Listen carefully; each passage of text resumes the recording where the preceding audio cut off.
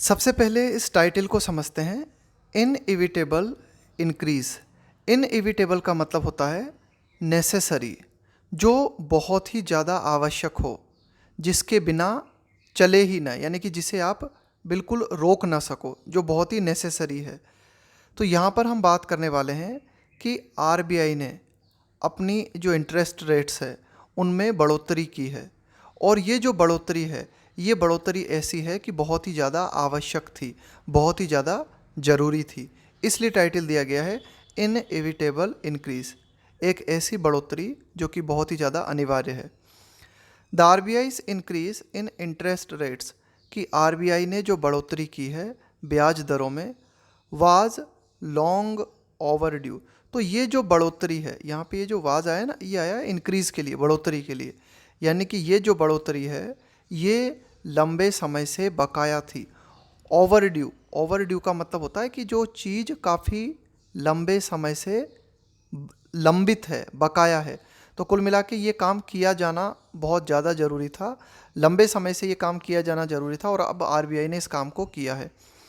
तो the RBI's increase in interest rates was long overdue, कि interest rates में, ब्याज दरों में ये जो बढ़ोतरी की गई है आरबीआई के द्वारा, ये बढ़ोतरी लंबे समय से बकाया थी, यानी कि लंबे समय से इस काम को किया जाना ज़रूरी था। The Penney has dropped. देखो इस फ्रेज़ का हम प्रयोग कब करते हैं? पेनी हैज़ ड्रॉप्ड। इसका मतलब ये होता है कि कोई चीज़ या कोई बात जो कि आपको लंबे समय से समझ में नहीं आ रही थी, फाइनली आप उसे समझ गए हो, तो उसके लिए हम बोलते हैं द पेनी हैज़ ड्रॉप्ड। कुल मिला के आरबीआई ने अब इस बात को समझ लिया है अच्छी तरीके से कि हाँ, महंगाई को कंट्रोल करने के लिए बहुत ही सख्त कदम उठाना ज़रूरी है। After स्टबर्नली holding of. देखो स्टबर्न का मतलब क्या होता है? हठी, अड़ियल, यानी कि जो अपनी बात पे अड़ जाए उसको हम बोलते हैं स्टबर्न। कोई भी व्यक्ति जो कि स्टबर्न है, इसका मतलब है वो अपनी बात पे अड़ा हुआ है। होल्डिंग ऑफ, होल्ड ऑफ का मतलब होता है किसी चीज़ को रोक के रखना। फ्रॉम एक्टिंग, एक्टिंग का मतलब है एक्शन लेना, कोई काम करना। टू टेम, टेम का मतलब है यहाँ पे कंट्रोल करना, नियंत्रित करना। इन्फ्लेशन का मतलब है मुद्रास्फीति या फिर महंगाई। तो देखो आरबीआई क्या कर रही थी, लंबे समय से बिल्कुल हटियल रवैया अपना रही थी, है ना। होल्डिंग ऑफ का मतलब है लंबे समय से आरबीआई ने जो है वो रोक के रखा हुआ था, यानी कि आरबीआई कोई एक्शन नहीं ले रही थी महंगाई को कंट्रोल करने के लिए। अब ये विच आया है इन्फ्लेशन के लिए, मुद्रास्फीति के लिए, महंगाई के लिए, यानी कि महंगाई विच हैज़ स्टीडली, स्टीडली का मतलब होता है धीरे धीरे, लगातार। इरोडेड, इरोड का मतलब होता है कम करना किसी चीज़ में, है ना, कमी लाना। Which has steadily eroded consumers purchasing power, उपभोक्ता की परचेजिंग पावर। परचेजिंग पावर का मतलब होता है कि भाई आप कितना ज़्यादा स्पेंड कर सकते हो वस्तुओं को खरीदने के लिए, उसे कहेंगे आपकी परचेजिंग पावर। तो महंगाई के संबंध में कहा गया है कि महंगाई जो कि लगातार धीरे धीरे क्या कर रही थी, उपभोक्ता की जो परचेजिंग पावर है उसको कमज़ोर कर रही थी, उसको इरोड कर रही थी, उसमें कमी ला रही थी। एंड और क्या किया इस महंगाई ने, इस इन्फ्लेशन ने? एंड डीरेल्ड, डीरेल का मतलब होता है पटरी से उतार देना। पटरी से उतार देने का मतलब है कि भाई कोई चीज़ जो नॉर्मल तरीके से चल रही है, वो चीज़ जो है एक तरीके से आप कह सकते हो कि उसमें थोड़ा सा कमी आ गई है ना। And derailed broader economic momentum. Broader का मतलब है अगर हम जनरली देखें, व्यापक रूप से अगर हम देखें, तो जो हमारी इकोनॉमिक मोमेंटम, मोमेंटम का मतलब है यहाँ पे चाल, गति, रफ्तार, की जो आर्थिक गति है हमारी, वो भी पटरी से उतार दी। किसने? इन्फ्लेशन ने, महंगाई ने।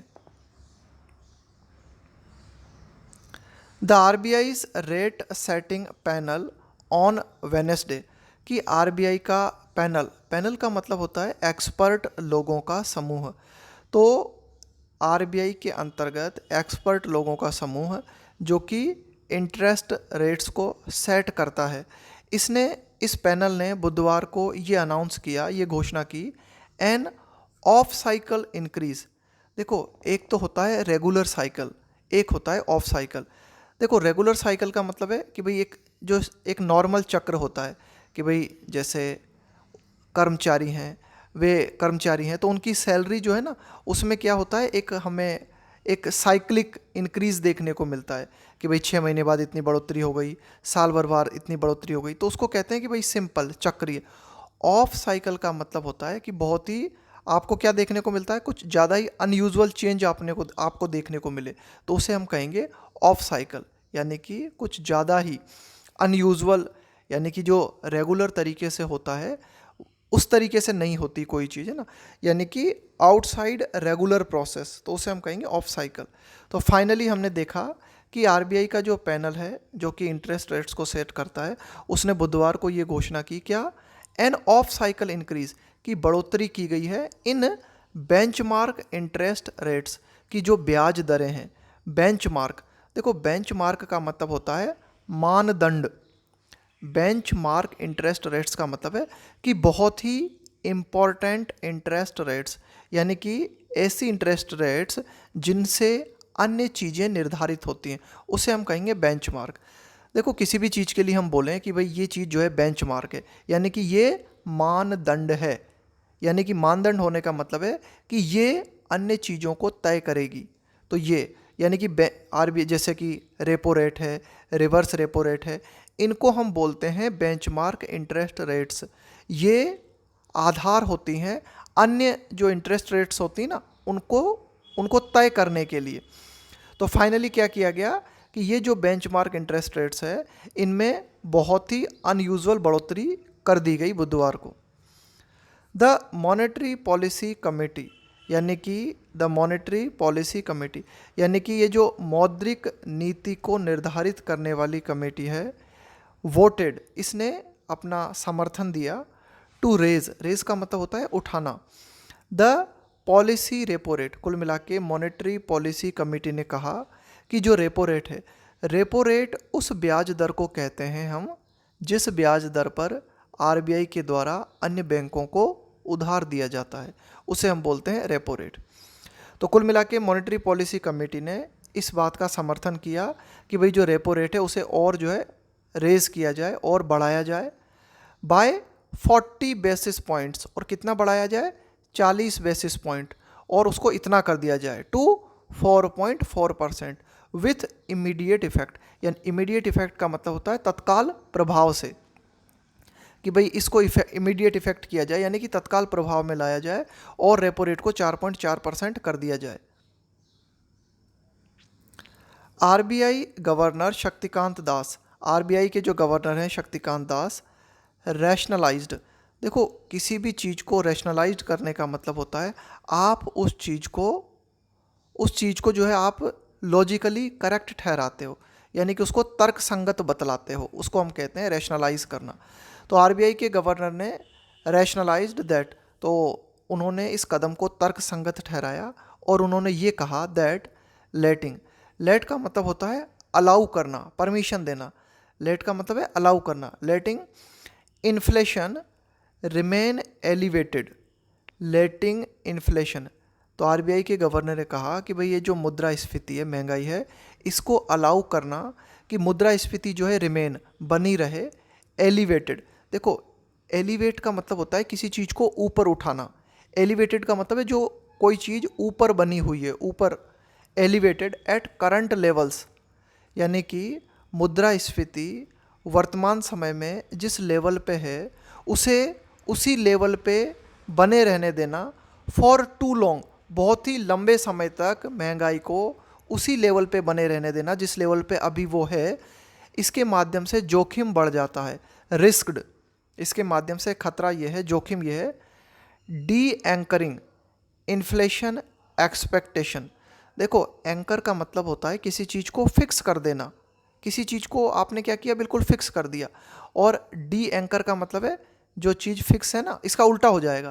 भाई एंकर का मतलब मैंने आपको बताया, एंकर का मतलब है किसी चीज़ को आपने बांध दिया या फिर आपने क्या किया, किसी चीज़ को आपने फिक्स कर दिया, तो उसको बोलते हैं एंकर का मतलब होता है कोई चीज़ जो किसी चीज़ को सपोर्ट देती है, उसे फिक्स कर देती है।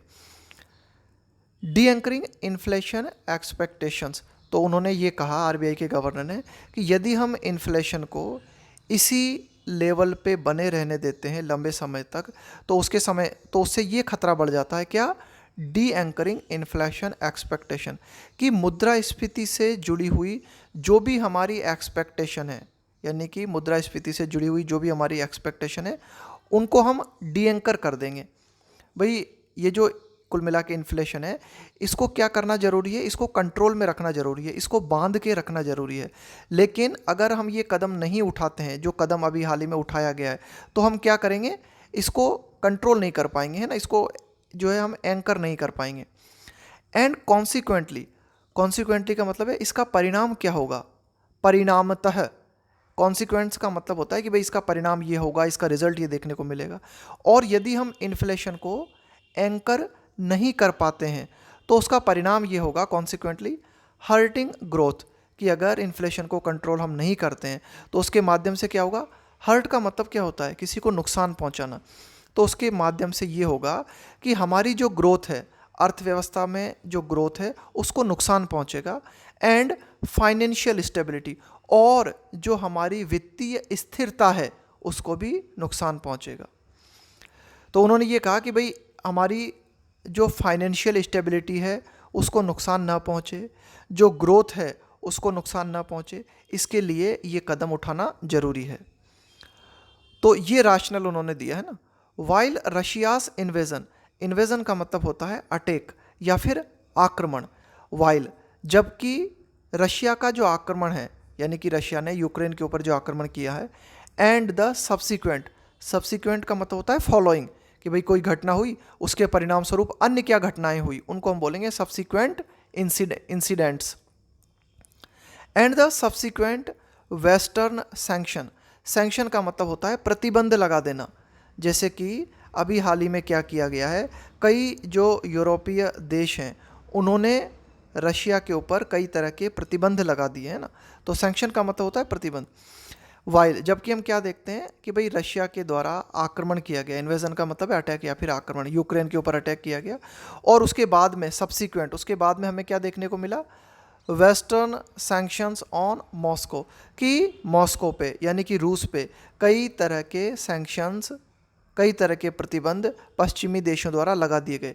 तो उसके कारण क्या हुआ, हैव रॉयल का मतलब होता है और बिगाड़ देना किसी चीज़ को, है ना, और ज़्यादा, कि भाई कोई चीज़ जो कि नॉर्मल तरीके से काम कर रही है उसको आपने जो है डिस्टर्ब कर दिया, उसे आपने ख़राब कर दिया। हैव रॉयल्ड द आउटलुक का मतलब होता है प्रॉस्पेक्ट, यानी कि भविष्य के बारे में जो अंदाज होता है ना, भविष्य के बारे में जो संभावना है उसे हम बोलते हैं आउटलुक।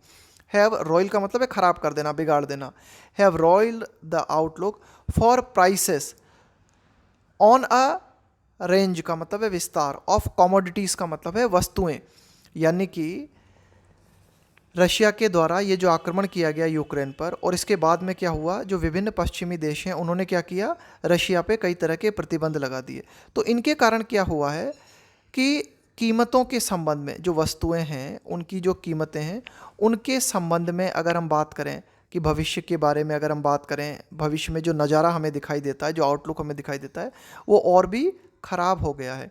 कुल मिला के कई सारी जो हमारी वस्तुएं हैं, जैसे कि इंक्लूडिंग, है ना, पूरा रेंज का मतलब है विस्तार, कई सारी वस्तुएं हैं इंक्लूडिंग, जैसे कि वीट है, गेहूं है, एडिबल ऑयल, जो खाद्य तेल है जो खाया जाता है ना, उस एडिबल का मतलब होता है खाने योग्य, एडिबल ऑयल का मतलब है ऐसा तेल जो खाने योग्य होता है, क्रूड ऑयल कच्चा तेल, कोयला।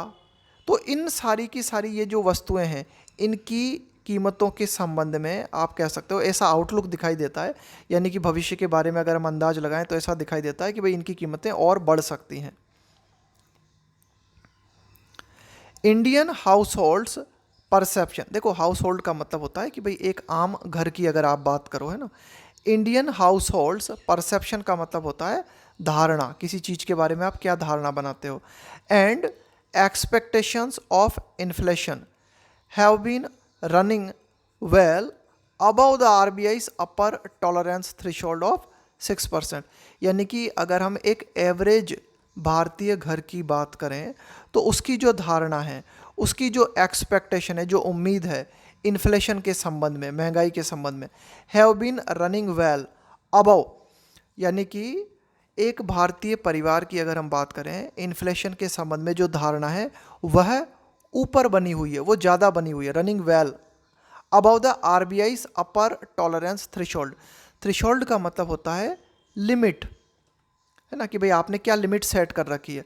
देखो, किसी भी चीज़ को टॉलरेट करने का मतलब होता है उसे सहन करना, उसे बर्दाश्त करना।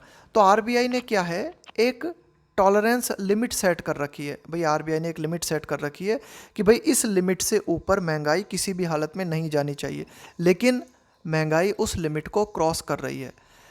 यानी कि भारतीय जो परिवार है उनका मानना है कि यानी कि आरबीआई की जो अपर टॉलरेंस थ्रेशोल्ड है कितनी है, वो 6% है। आरबीआई का मानना है कि भाई, आरबीआई का कहना है कि महंगाई इससे ऊपर किसी भी हाल में नहीं जानी चाहिए, लेकिन भारतीय परिवार जो है उनकी धारणा है कि महंगाई जो है इससे ऊपर जा रही है। फॉर मोर देन 2 ईयर्स, यानी कि पिछले 2 सालों से आरबीआई की जो टॉलरेंस थ्रेशोल्ड है महंगाई के संबंध में, उसके ऊपर महंगाई चल रही है। दैट से अगर कोई सेंटेंस शुरू होता है तो उसका मतलब होता है यह बात की। The RBI has been forced, कि आरबीआई को फोर्स किया गया, आरबीआई को मजबूर किया गया। टू एक्ट नाउ, यानी कि आरबीआई अब जो है एक्शन ले, यानी कि आरबीआई अब कोई स्ट्रिक्ट एक्शन ले, इस बात के लिए आरबीआई को फोर्स किया गया। आफ्टर इंसिस्टिंग दैट, देखो आरबीआई क्या थी, इंसिस्ट का मतलब होता है जोर देना किसी बात पर बहुत ही ज़्यादा। तो आरबीआई जो है इस बात पर लगातार जोर दे रही थी दैट प्राइस प्रेशर्स, कि जो कीमतों का दबाव हमें देखने को मिल रहा है, यानी कि जो महंगाई हमें देखने को मिल रही है, उसके बारे में आरबीआई का कहना था कि ये जो कीमतों पर दबाव है वर ट्रांजिटरी। ट्रांजिटरी का मतलब होता है क्षणिक, ट्रांजिटरी का मतलब होता है मोमेंट्री, कि भाई आरबीआई का कहना था कि भाई ये जो कीमतों में बढ़ोतरी देखने को मिल रही है ये थोड़े समय के लिए है। तो अब देखो, ये जो बात यहाँ से यहाँ तक कही गई है ना, कोमा टू कोमा, ये क्या है, एडिशनल जानकारी है। अब दोबारा से इस वाक्य को पढ़ो, that the RBI has been forced to act now, यह बात कि आरबीआई को एक्शन लेने के लिए अब बाध्य किया गया। इज़ अ बिलेटेड, बिलेटेड का मतलब होता है देरी से आया हुआ। येट का मतलब होता है फिर भी। वेलकम एक्नॉलेजमेंट, एक्नॉलेजमेंट का मतलब होता है कि आप किसी चीज़ को स्वीकारते हो, आप किसी चीज़ को मानते हो, कि भाई आप ये स्वीकार करते हो। तो आरबीआई ने जो है कुल मिला के एक्शन लिया है, तो ये एक देरी से आया हुआ फैसला है, बिलेटेड। येट फिर भी, वेलकम एक्नॉलेजमेंट, फिर भी हम यह कह सकते हैं कि बड़ा ही स्वागतपूर्ण एक्नॉलेजमेंट है। कुल मिला के आरबीआई ने इस बात को स्वीकारा है दैट द इकोनॉमिक कॉस्ट, की जो आर्थिक कीमत है, ऑफ फेलिंग, कि हम फेल हो रहे हैं किस चीज़ में, टू एंकर, एंकर का मतलब है किसी चीज़ को फिक्स कर देना, है ना, किसी चीज़ को स्टेबलाइज कर देना। Failing to anchor price stability, यानी कि आरबीआई ने इस चीज़ को स्वीकारा है कि जो कीमतों में स्थिरता है उसे हम फिक्स नहीं कर पा रहे, यानी कि इस मोर्चे पर हम फेल हो रहे हैं। तो प्राइस स्टेबिलिटी को हम फिक्स नहीं कर पा रहे, इसकी आर्थिक कीमत जो है वो हमें बहुत ज़्यादा चुकानी पड़ रही है। आरबीआई ने इस बात को स्वीकारा है, और आरबीआई ने इस बात को कहा है कि यदि हम प्राइस स्टेबिलिटी को, अगर हम प्राइस जो कीमतें हैं उनकी स्टेबिलिटी को सुनिश्चित नहीं कर पाते, तो इसके माध्यम से क्या हो सकता है, कैन पोटेंशियली, पोटेंशियली का मतलब है संभावित रूप से, बी का मतलब होता है होना, फार मोर का मतलब है कहीं ज़्यादा, डेलेटेरियस का मतलब होता है हानिकारक, हार्मफुल, टू ग्रोथ। तो आरबीआई ने इस बात को स्वीकारा कि अगर प्राइस स्टेबिलिटी को सुनिश्चित नहीं किया जाता तो इस बात की संभावना बनती है कि और भी ज़्यादा हानिकारक हो सकता है ग्रोथ के लिए, वृद्धि के लिए। देन का मतलब है, यहाँ पे हम देन का प्रयोग किया है तुलनात्मक रूप से, है ना। Then a relative decrease, relative decrease का मतलब है कि भाई अगर हम एक तुलनात्मक रूप से कमी की बात करें, relative decrease in the availability of low cost credit. देखो वर्तमान में क्या है, ये अवेलेबिलिटी, यानी कि आरबीआई ने अभी हाल ही में ये डिसीजन लिया, इस डिसीजन के पहले आपको क्या उपलब्धता थी, लो कॉस्ट क्रेडिट।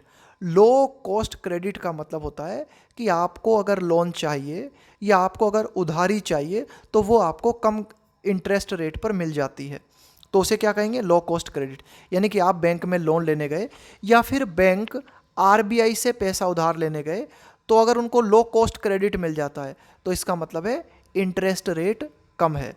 तो कुल मिला के relative decrease in the availability of the low cost credit, यानी कि लो कॉस्ट क्रेडिट व्यवस्था को बने रहने के बजाय ज़रूरी है कि आप क्या करो, प्राइस स्टेबिलिटी के लिए कदम उठाओ।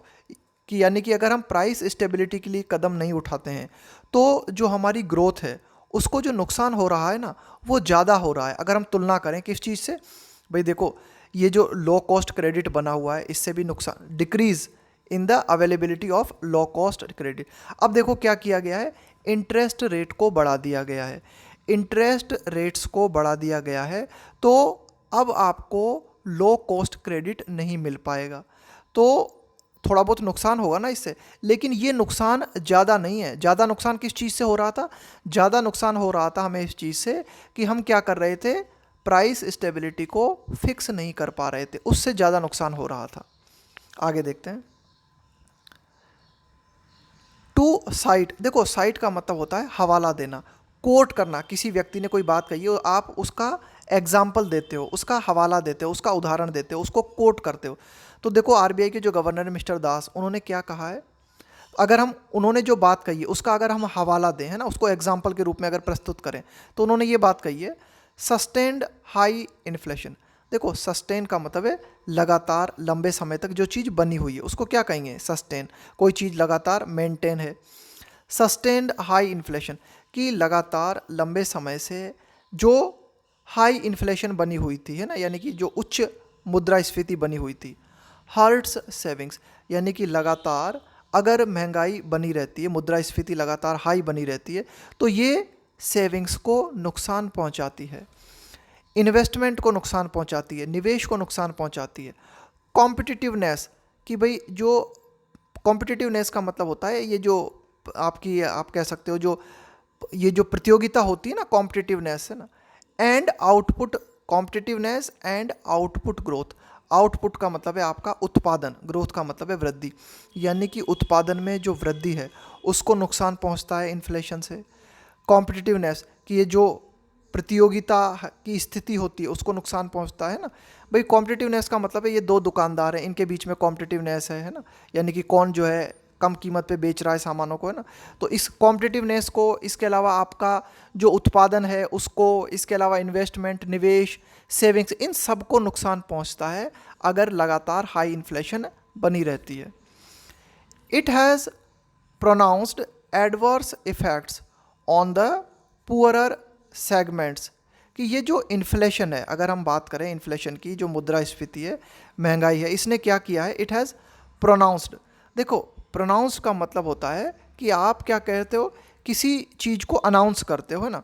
इट हैज़ प्रोनाउंस्ड का मतलब है आप किसी चीज़ को अनाउंस करते हो।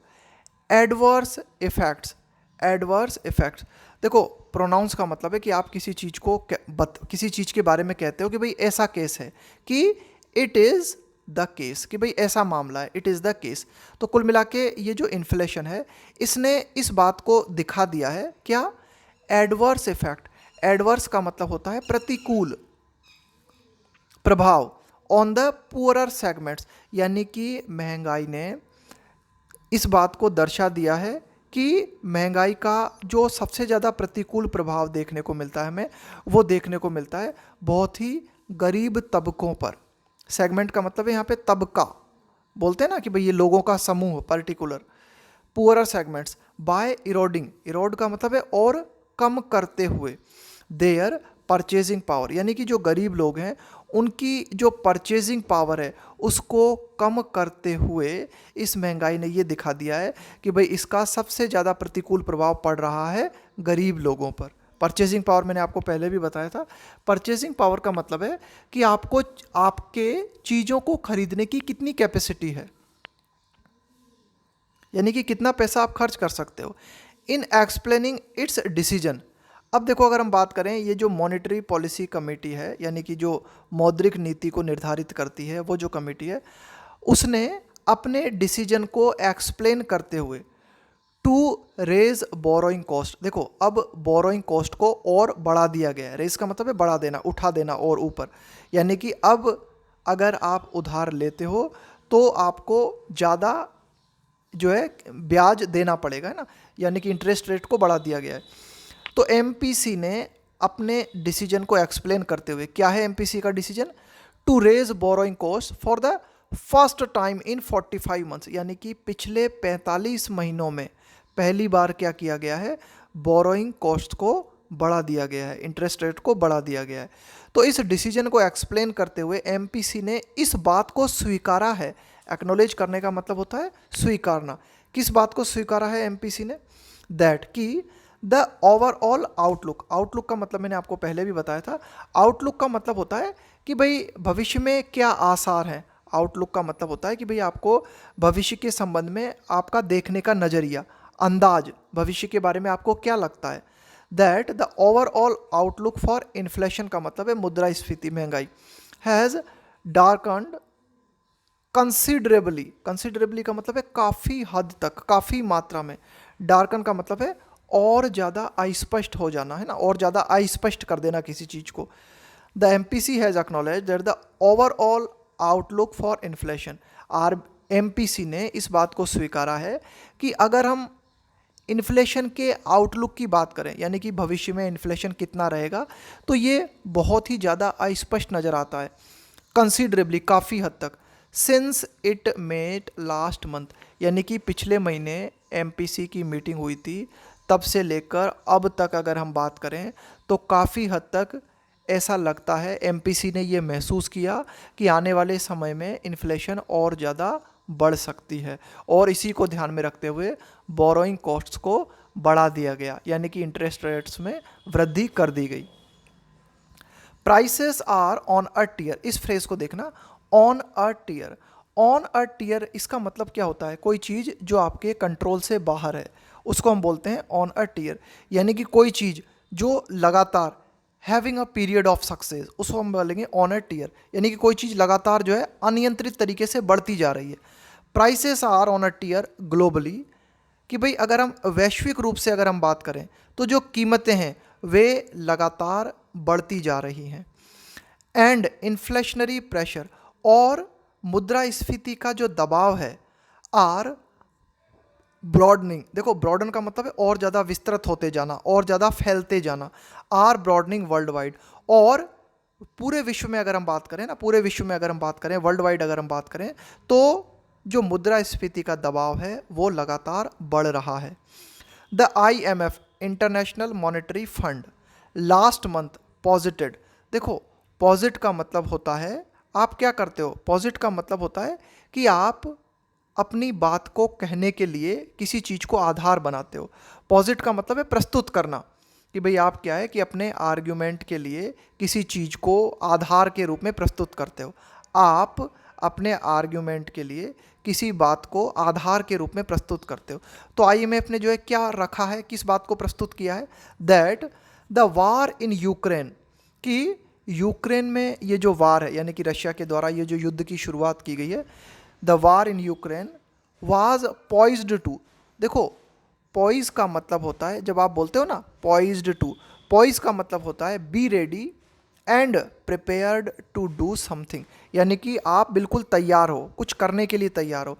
तो ये जो यूक्रेन वार है ना, ये बिल्कुल रेडी है, किस चीज़ को करने के लिए तैयार है, not only slow global growth, यानी कि ये जो यूक्रेन वार है ये न केवल वैश्विक वृद्धि को धीमा करेगा इन 2022, यानी कि 2022 में न केवल यूक्रेन वार वैश्विक वृद्धि को स्लो करेगा, बट लेकिन साथ ही साथ वुड ऑल्सो कॉज इन्फ्लेशन, साथ ही साथ ये जो यूक्रेन वार है ये क्या करेगा, जो मुद्रास्फीति है उसे और ज़्यादा बढ़ाएगा। टू एक्सेलरेट, एक्सेलरेट का मतलब होता है किसी चीज़ को और बढ़ाना, by 2.6 percentage points to 5.7% in advanced economies. Advanced economies का मतलब है विकसित अर्थव्यवस्थाएं। तो इस यूक्रेन वार की कारण जो विकसित अर्थव्यवस्थाएं हैं उनमें हमें ये देखने को मिलेगा, जो महंगाई है उसमें 2.6% की बढ़ोतरी देखने को मिलेगी, और महंगाई कितनी देखने को मिलेगी, 5.7% देखने को मिलेगी। दिस ईयर, इस साल। और एंड इस पर का मतलब होता है एनकरेज करना, किसी चीज़ को प्रोत्साहित करना। अ मोर अप्रिशिएबल, अप्रिशिएबल का मतलब है नोटिसिएबल, इसका मतलब है सिग्निफिकेंट। अप्रिशिएबल का मतलब है सिग्निफिकेंट, जिसे आप नोटिस कर सको, जो नोटिसिएबल है। क्विकनिंग, क्विकनिंग का मतलब है यहाँ पे तेजी आना किसी चीज़ में। Of 2.8 percentage points in the case of emerging. Emerge का मतलब क्या होता है? उभरना। इमर्जिंग मतलब उभरती हुई या फिर उभरता हुआ। इमर्जिंग मार्केट का मतलब है यहाँ पे उभरता हुआ बाजार, उभरती हुई अर्थव्यवस्था। And developing economies, developing economies का मतलब है विकासशील अर्थव्यवस्थाएं, यानी कि जो उभरते हुए बाजार हैं, विकासशील अर्थव्यवस्थाएं हैं, उनमें क्या देखने को मिलेगा? उनमें देखने को मिलेगा कि महंगाई जो है इस यूक्रेन वार के कारण 2.8 परसेंटेज पॉइंट्स बढ़ जाएगी। यानी कि यूक्रेन वार का असर हर जगह देखने को मिलेगा। जो विकसित अर्थव्यवस्थाएं हैं उनमें महंगाई में 2.6 परसेंटेज पॉइंट्स की बढ़ोतरी देखने को मिलेगी। तो दूसरी ओर जो उभरती हुई अर्थव्यवस्थाएं हैं या जो विकासशील अर्थव्यवस्थाएं हैं उनमें क्या देखने को मिलेगा? उनमें 2.8 परसेंटेज पॉइंट्स की बढ़ोतरी देखने को मिलेगी। With central banks in advanced economies, advanced economies का मतलब हुआ विकसित अर्थव्यवस्थाएं। विकसित देशों की अगर हम बात करें तो वहाँ पर जो भी केंद्रीय बैंक हैं और जो विकसित अर्थव्यवस्थाएं हैं, लेड, लेड का मतलब है प्रतिनिधित्व करना, led by the US federal reserve. US federal reserve, US federal reserve का मतलब है अमेरिका का केंद्रीय बैंक। यानी कि अगर हम बात करें जो विकसित देश हैं उनकी, अगर हम बात करें विकसित देशों के जो सेंट्रल बैंक्स हैं उनकी अगर हम बात करें, और विकसित देशों के जो सेंट्रल बैंक्स हैं ना, उनका प्रतिनिधित्व किया जाता है अमेरिका के सेंट्रल बैंक के द्वारा। तो ये जो सेंट्रल बैंक्स हैं ये क्या कर रहे हैं एडवांस्ड इकोनॉमीज में? परस्यूइंग, परस्यू का मतलब होता है किसी चीज़ को फॉलो करना, किसी चीज़ को पाने का प्रयास करना, फॉलो करना। परस्यूइंग अ पाथ का मतलब है मार्ग, है ना, पाथ ऑफ पॉलिसी नॉर्मलाइजेशन।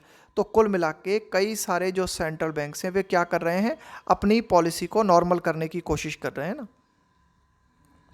तो इसके कारण द प्रोस्पेक्ट का मतलब है संभावना, ऑफ वॉलेटिलिटी, वॉलेटिलिटी का मतलब होता है परिवर्तनशीलता। अगर कोई चीज़ वॉलेटाइल है इसका मतलब है वो चेंजिएबल है, वो परिवर्तनशील है। The prospects of volatility in capital flow, capital flow का मतलब है पूंजी का बहाव। Adding pressure on the exchange rate. अब इसके कारण क्या हो रहा है? देखो कि भाई जो सारे विकसित जो सेंट्रल बैंक्स हैं ये क्या कर रहे हैं? पॉलिसी को नॉर्मल करने की कोशिश कर रहे हैं। तो उसके माध्यम से इस बात की संभावना बनी हुई है, prospects of volatility in capital flow, यानी कि जो पूंजी का बहाव है उसमें बहुत ही ज़्यादा अनसर्टेनिटी बनी हुई है ना, वो बहुत ही ज़्यादा चेंजेबल बना हुआ है। और ये इस बात पर दबाव डाल रहा है, adding pressure on the exchange rate, यानी कि जो एक्सचेंज रेट होती है, जैसे हम बात करते हैं ना कि भाई रुपीज़ और डॉलर की अगर हम बात करें तो एक्सचेंज रेट कितनी है ना, तो हम कह सकते हैं कि भाई जैसे कि आप कह सकते हो कि भाई $1 बराबर है ना लगभग 73, 74, 75, 76 इस तरह का जो चलता रहता है ना, तो उसे हम कहेंगे एक्सचेंज रेट। तो इसके कारण क्या हो रहा है? जो एक्सचेंज रेट है उस पर भी दबाव बढ़ रहा है। एंड कॉन्सिक्वेंटली, कॉन्सिक्वेंटली का मतलब होता है परिणाम स्वरूप, और इसका फाइनल परिणाम क्या देखने को मिल रहा है? हाइटनिंग, हाइट का मतलब है और ऊंचा हो जाना और अधिक हो जाना।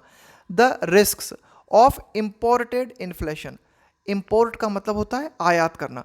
तो परिणामतः इसका परिणाम हमें ये देखने को मिल रहा है कि जो वस्तुएं इम्पोर्ट की जाती हैं, जो वस्तुएं आयात की जाती हैं, उनकी कीमत भी बढ़ सकती है या उनकी कीमतें भी बढ़ रही हैं। Imported inflation have also, surely का मतलब है निश्चित रूप से, cleared the pitch for the RBI. तो ये सारे भी फैक्टर्स हैं जिन्होंने क्या किया है? Clear the pitch. Clear the pitch का मतलब है किसी चीज़ को और ज़्यादा डिफ़िकल्ट बना देना, किसी चीज़ को और ज़्यादा बिगाड़ देना है। तो ये जो सारे की सारे कारणों की हमने बात की, इन कारणों ने आरबीआई के लिए चीज़ों को और भी ज़्यादा डिफ़िकल्ट बना दिया है, यानी कि आरबीआई के लिए चीज़ें और भी ज़्यादा डिफ़िकल्ट हो गई हैं, है ना। तो ध्यान में रखना, क्लियर द पिच का मतलब होता है किसी चीज़ को बिगाड़ देना, किसी चीज़ को ख़राब कर देना, कि भाई आपके जो प्लान हैं, आपके जो आइडियाज़ हैं ना, उनको ख़राब कर देना, उनको बिगाड़ देना। द फैक्ट, यह तथ्य, that the novel corona virus, novel का मतलब होता है न्यू, है ना, बिल्कुल नया। Novel corona virus is still lurking. देखो लर्क का मतलब होता है जो अभी भी हिडन है, यानी कि जो छिप के बैठा हुआ है, जो अभी भी छिप के बैठा हुआ है, हिडन। तो ये जो नया कोरोना, यानी कि ये जो कोरोना वायरस है, इस कोरोना वायरस को हमने नोवल इसलिए कहा है क्योंकि ये अभी पहली बार हमें जो है देखने को मिला है ना, पूरे विश्व में 2019 में पहली बार हमें कोरोना वायरस देखने को मिला। उससे पहले तो ये था ही नहीं, तो इसको कहा नोवल कि भाई ये जो नया कोरोना वायरस है इज स्टिल लर्किंग, तो ये अभी भी छिप के बैठा हुआ है, अभी भी बना हुआ है। And it could trigger, trigger का मतलब है शुरुआत कर देना, स्टार्ट कर देना, अ फ्रेश वेव ऑफ इन्फेक्शंस, और ये जो कोरोना वायरस है एक और कोरोना वायरस की लहर की शुरुआत कर सकता है। एज सीन, जैसा कि देखा गया इन चाइना, चाइना में अभी हाल ही में हमने देखा कि कोरोना वायरस ने एक नई लहर की शुरुआत कर दी। तो कोरोना वायरस जो है अन्य जगहों पर भी नई लहर की शुरुआत कर सकता है, कोरोना वायरस अभी गया नहीं है।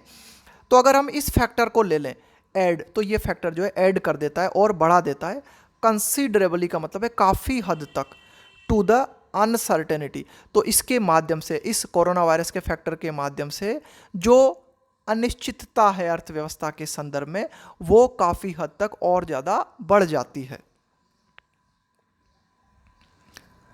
Monetary authorities have also rightly pointed कि जो मॉनेटरी अथॉरिटीज़ की मौद्रिक नीति को डिसाइड करने वाले जो लोग हैं, उन्होंने बहुत ही ठीक तरीके से इस बात की ओर इशारा किया। पॉइंट टू का मतलब होता है इंडिकेट करना, इशारा करना।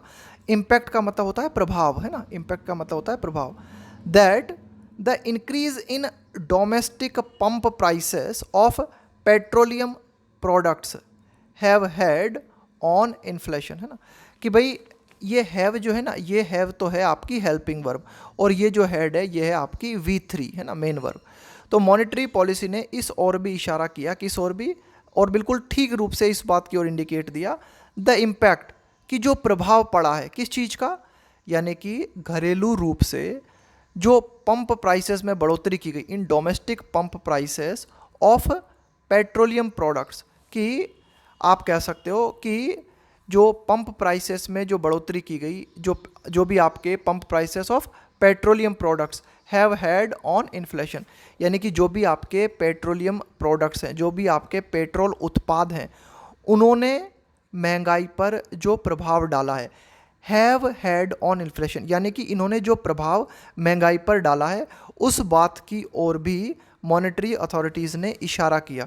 यानी कि मॉनेटरी अथॉरिटीज़ ने ये कहा कि घरेलू रूप से जो pump prices of petroleum products हैं, इनमें जो बढ़ोतरी हुई, तो इन्होंने भी महंगाई पर जो है असर डाला है। द ऑनस, ऑनस के साथ में ऑन प्रपोजिशन का प्रयोग किया जाता है। ऑनस का मतलब होता है कि अब ये भार किसके ऊपर है, अब ये जिम्मेदारी किसकी है। ऑनस का मतलब है दायित्व, है ना, अब ये दायित्व किसका है, ये जिम्मेदारी किसकी है। द ऑनस इज नाउ स्क्वायरली, स्क्वायरली का मतलब होता है डायरेक्टली, कि अब दायित्व जो है सीधे सीधे RBI का है, एंड फिस्कल अथॉरिटीज़, और आप कह सकते हो कि ये जो वित्तीय जो हमारे अधिकारी हैं, इन लोगों का दायित्व है to move in lock step. Move in lock step का मतलब होता है साथ में कदम उठाना, साथ में कदम बढ़ाना, उसको बोलते हैं to move in lock step. To move in lock step का मतलब है कि आप क्या करते हो, साथ में कदम उठाना, या फिर act in a similar way. तो जो भी हमारी फिस्कल अथॉरिटीज़ हैं और जो RBI हैं, वे साथ में मिलकर कदम उठाएं, and take every possible measure, measure का मतलब है उपाय, और हर संभव उपाय करें, इंक्लूडिंग, कौन कौन से उपाय, उनमें कौन कौन से उपाय शामिल हैं, कटिंग फ्यूल टैक्सेस, यानी कि ईंधन पर जो टैक्स लगाया जा रहा है उस टैक्स में कटौती की जाए, टू कीप, बनाए रखने के लिए, to keep inflation from running away. देखो रन अवे का मतलब क्या है, रन अवे का मतलब है भाग जाना, दूर चले जाना, यानी कि इन्फ्लेशन जो है वो भाग जाए, यानी कि इन्फ्लेशन जो है आउट ऑफ कंट्रोल ना हो जाए, यानी कि इन्फ्लेशन को कंट्रोल में बनाए रखने के लिए, इन्फ्लेशन को रोक के रखने के लिए RBI और फिस्कल अथॉरिटीज़ को जो भी हर संभव कदम है वो उठाने चाहिए। जैसे कि क्या क्या कदम उठाए जा सकते हैं, जैसे कि जो फ्यूल टैक्स है उसमें कटौती करना।